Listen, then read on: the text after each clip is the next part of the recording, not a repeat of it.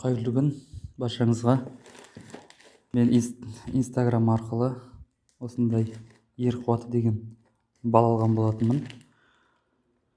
Ашып көрейік. Номерін жазып жіберген екен.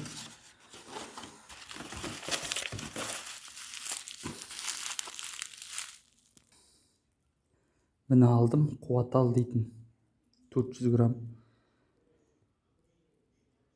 банка дейді. Крышка 100 миллиграмм. Бұл өте пайдалы қуат ал балы.